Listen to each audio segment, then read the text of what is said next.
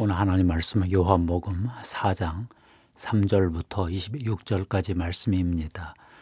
왜 예수님은 사마리아 여인에게 남편을 데려오라 하셨을까 생각해 보았습니다. 사람마다 예수 그리스도를 만나는 방법이 다르지요. 왜 그럴까요? 예수 그리스도가 우리 각 사람을 만나주시는 방법이 다 다르기 때문입니다. 저는 사도 바울같이 예수 그리스도를 만난 사람을 부러워했습니다. 너무 특별합니다. 빛이 비춰옵니다. 강한 기운에 넘어집니다. 음성이 들립니다. 나는 내가 박해하는 예수다. 읽을 때마다 신나고 감동적이고 부럽습니다. 나도 저런 체험을 해봤으면 좋겠다 싶습니다. 오늘 말씀도 사도 바울 비슷한 체험을 한 어떤 여인 이야기가 나옵니다. 사마리아 수가성 여자인데요. 야곱의 우물에서 예수를 만났습니다. 이런저런 대화 끝에 선지자일 수 있겠다 싶어 물었습니다. 우리 그리심산 성전 예배가 진짜입니까? 예루살렘 성전 예배가 진짜입니까? 예수는 장소 문제가 아니라 영과 진리 문제다 대답하셨습니다. 이야기가 심오해지자 여인은 자기는 메시아를 기다리고 있다 말했습니다. 메시아 곧 그리스도라 하는 이가 오실 줄을 내가 아노니 그가 오시면 모든 것을 우리에게 알려주시리이다 했지요. 그러자 예수님이 말씀하셨습니다. 네게 말하는 내가 그라. 우리가 이 말을 해봤자 무슨 일이 일어나겠습니까? 그러나 예수님이 이 말을 하자 우주의 대진동이 일어났습니다. 여인이 한순간에 영계와 물질계를 동시에 보게 되었습니다. 모든 인식체계가 전복되고 확장되었습니다. 메시아가 왔구나. 이분이구나. 새 시대가 되었구나. 여인은 한순간에 알아보게 되었습니다. 하나님을 찾을 수는 있습니다. 그러나 하나님을 찾는다고 다 만나지는 못합니다. 성철 스님도 성경을 3번이나 읽었지만 하나님을 만나지 못했다 합니다. 왜 누구는 하나님을 만나고 누구는 만나지 못할까요? 그것은 하나님이 스스로 자신을 계시해 주셔야 하기 때문입니다. 우리가 대통령을 만나고 싶어도 만나줘야 되는 거 아니겠어요? 오늘 말씀을 보면 예수님이 사마리아 여인에게 자신을 계시하셨습니다. 내가 그라. 내가 하나님이 보낸 그리스도다. 그렇게 자기 정체를 드러내셨습니다. 주님이 알아보게 해 주셨습니다. 아직 십자가도 남아있고 부활도 남아있고 오순절도 남아있는데 이 여인은 미리 하나님의 아들 메시아를 알아볼 수 있는 그런 영광을 받았습니다. 예수는 사마리아 여인에게 왜 자신의 메시아이심을 계시하셨을까요? 왜 특별히 이 한 여인에게 자신의 정체성을 보여주셨을까요? 여러 가지 이유를 추정해 볼 수는 있습니다. 너무 불쌍해서 찾아오셨다. 나중에 사마리아 교회를 세우려고 미리 오셨다. 여인의 인생이 너무 목마른 인생이라 찾아오셨다. 이런저런 이유를 생각해 볼 수 있겠습니다. 그러나 저는 이렇게 생각합니다. 예수님이 자신을 계시하지 않으면 그녀가 믿을 수 없기 때문에 그러셨다. 이렇게 대답하고 싶습니다. 동어반복이지요. 그러나 이 말밖에 할 수가 없습니다. 성철 스님은 성경을 3번 읽고도 하나님이 사람 인격과 비슷한 인격임을 알 수 없었습니다. 예수가 하나님이 보내신 메시아 그리스도라는 것을 믿을 수 없었습니다. 왜 그럴까요? 하나님이 계시해 주시지 않으셨기 때문입니다. 어쩔 수 없습니다. 알려주시면 알게 되는 것이고 알려주시지 않으면 알지 못하는 것입니다. 계시해 주시면 믿는 것이고 계시해 주시지 않으시면 못 믿는 것입니다. 오직 은총, 절대 은총입니다. 예수님은 어떻게 자신을 메시아 그리스도로 계시하셨을까요? 처음에 예수님은 12시 정오에 물 길러 온 여인에게 물 한 잔 달라 청했습니다. 여자는 인종 문제로 그 이후로 거절했죠. 그러자 예수님은 생명을 주는 생수를 줄 수 있다고 말을 이어갔습니다. 여인은 당신이 우물을 준 야곱보다 크냐 하고 비웃었습니다. 예수는 야곱의 우물 물은 먹어도 다시 목마르지만 내가 주는 생수는 속에서 영생하도록 솟아나는 샘물이 될 거다 하는 말로 보충했습니다.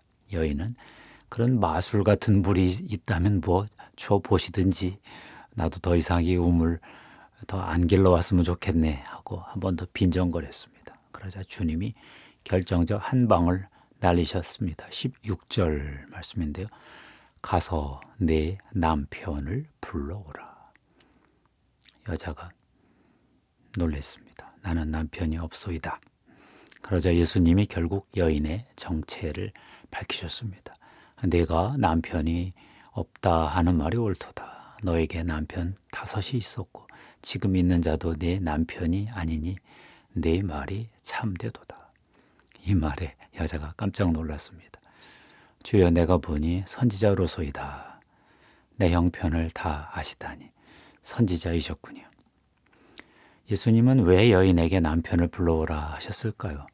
13절, 14절 말씀에 그 암시가 있습니다. 예수께서 대답하여 이르시되 이 물을 마시는 자마다 다시 목마르려니와 내가 주는 물을 마시는 자는 영원히 목마르지 아니하리니 내가 주는 물은 그 속에서 영생하도록 솟아나는 샘물이 되리라. 예수님은 여인의 목마름을 보셨습니다. 여인이 특별히 남자의 사랑에 목말라 하는 것을 아셨습니다. 당대에 연애 중독증 걸린 여자 같습니다. 주님은 사람의 마음속을 다 아시는 분이십니다. 요한복음 2장 23절 25절 말씀입니다. 6월절에 예수께서 예루살렘에 계시니 많은 사람이 그의 행하시는 표적을 보고 그의 이름을 믿었으나 예수는 그의 몸을 그들에게 의탁하지 아니하셨으니 이는 친히 모든 사람을 아심이요 또 사람에 대하여 누구의 증언도 받으실 필요가 없었으니 이는 그가 친히 사람의 속에 있는 것을 아셨음이니라. 여인에게 남편 5이 있었다는 것은 어떤 의미가 있을까요? 팔자가 사나워 새 남편을 찾아 목숨을 부지하는 신세였을까요? 한 남자에게 만족이 안 되어 계속 남편을 받고 치우는 그런 상황이었을까요? 이유가 무엇이든지 이 여인에게 남편 문제는 가장 큰 문제다 하는 것은 확실합니다. 이 여인에게 남편은 가장 필요한 존재, 가장 중요한 존재, 가장 의존하고 있는 존재, 없으면 못 사는 존재였습니다. 사랑하는 남자가 이 여인의 우상이지요. 그래서 남편이 내 남편을 데려와라 하신 것입니다. 무슨 뜻일까요? 마음에 우상이 있으면 예수님을 하나님의 아들 메시아 그리스도로 믿고 계시받을 수 없습니다. 예수님은 이 여인의 우상의 남편 역할을 하는 남자라는 것을 아셨습니다. 그래서 그 우상을 소환하신 것이겠지요. 성철 스님의 우상은 무엇이었을까요? 하나님, 신적 존재도 내가 깨달을 수 있다고 보는 자기 인식 능력, 자기 깨달음의 능력, 그게 우상이 아니었겠나 상상해 봅니다. 저의 개인적 우상은 지식이었을 것 같습니다. 할 수 있는 게 공부밖에 없고 가진 게 지식밖에 없어서 그리 되었습니다. 너무 좁고 편협되고 구차한 인생을 살았습니다. 다행히 근대화로 치닫는 한국 근대 사회에서 공부를 어느 정도 하는 사람을 인정해 주어서 살아남았습니다. 가난을 벗어나기 위한 비루한 공부였습니다. 그러나 어쩌다 성공한 공부, 그러나 그 공부 때문에 저는 하나님의 계시를 선물로 받기가 힘들었습니다. 참 어려웠습니다. 왜 나는 성경 이야기가 믿어지지 않을까? 하나님은 계신 것 같은데 왜 예수가 하나님의 아들이라는 것은 안 믿어질까? 대학 4년 동안 내내 이 문제로 고생하고 고민했습니다. 여러분은 무엇 때문에 하나님을 믿지 못하셨나요? 계시를 믿음으로 받기 전 무엇이 하나님의 자기 계시를 방해하던가요? 불행히도 누구나 마음속에 우상이 있습니다. 요즘 같은 정치철에 정치인들은 권력의 우상을 쫓겠지요. 요즘은 사업가뿐만 아니라 보통 사람도 다 돈 우상 아래에 있는 것 같습니다. 다 쓰지도 못할 돈을 저렇게 벌어댑니다. 저는 벌어도 하나님 뜻대로 못 쓸까 두려워 돈이 참 무섭습니다. 제 우상이 돈이 아니라 지식이기 때문이겠지요. 저는 그 대신 대학자들이 참 부럽습니다. 몇 분야를 섭렵한 통섭적 그 대가들이 부럽습니다. 제가 못하니까 그렇겠지요. 이어령 선생 같은 분들, 최재천 선생 같은 분들을 보면 제 동공이 급팽창합니다. 그래도 감각적 쾌락을 우상으로 안 섬겨서 대학 교수질이라도 하는 것 같습니다. 최근 모 채널에서 임현수 목사님 이야기를 들었습니다. 캐나다 토론토 큰빛교회 원로 목사이십니다. 2015년부터 17년까지 그 사이 949일 동안 북한에서 억류당했습니다.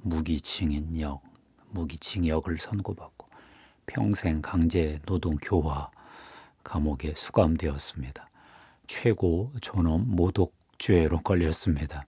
그동안 북한 통전부, 통일전선부와 일했는데 적공국, 적군 와해 공작국에게 당했다고 합니다. 북한을 150번 드나들었고 550억을 이렇게 좀 선교 기금으로 썼다는 건데요. 이 적공국의 해킹에 최고 존엄 비방죄로 강의가 포착되어 체포당하셨다고 하네요. 그런데 이면수 목사님 간증이 묵직합니다. 캐나다 토론토 큰빛교회는 캐나다 한인 사회에서 무척 큰 교회입니다. 목회를 워낙 잘하시고 사역도 번창하고 30명의 교역자가 척척 사역을 수행했다고 하네요. 한 3,000명 정도 되니까 그랬겠죠. 그런데 어느 날 목사님이 가만히 자신을 보니 자기가 마치 종교 배우 같더라 그러시네요.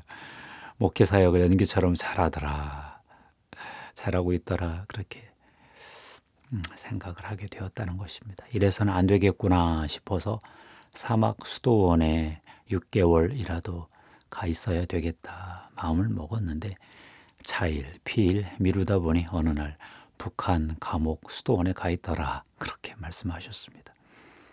성공한 목회 사역, 성공한 선교 사역도 우상이 될 수 있다 그런 의미로 이해되었습니다. 이면수 목사님은 요셉에게서 보았듯이 모든 악을 선으로 바꾸시는 하나님의 섭리로 정화되고 새로워지셔서 나오셔서 새로운 선교 사역에 투입되셨습니다. 그러나 우상을 제거당하고 그리 되셨습니다. 예수 믿을 때도 우상이 문제이고 예수 믿은 다음에도 우상이 문제입니다. 기도하겠습니다. 하나님 감사합니다. 우상이 드러나야 예수를 하나님의 아들 그리스도로 믿을 수 있다는 말씀을 받았습니다.